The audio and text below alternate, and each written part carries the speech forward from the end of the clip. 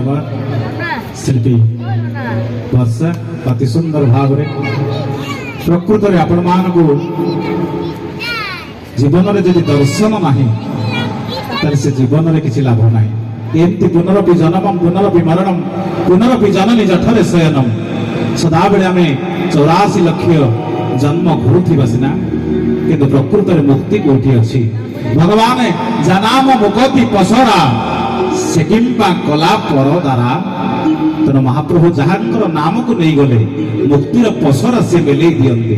ताले तांको नाम नवापाई आम मनरे कुंठाबोध कहीं वैकुंठ तो सीए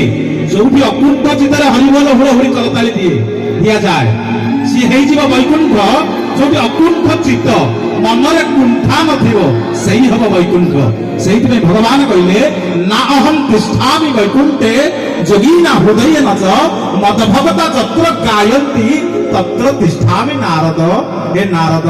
मो भक्त मान जो मते गायन करंती भजन करंती कीर्तन करंती मुझे अनायास बसी जाए से ना हूँ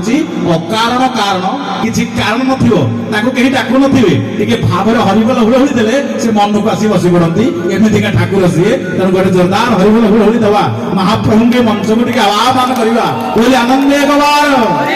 जेते हरिबोल हुड़हुड़ी देवे सेते पर्यंत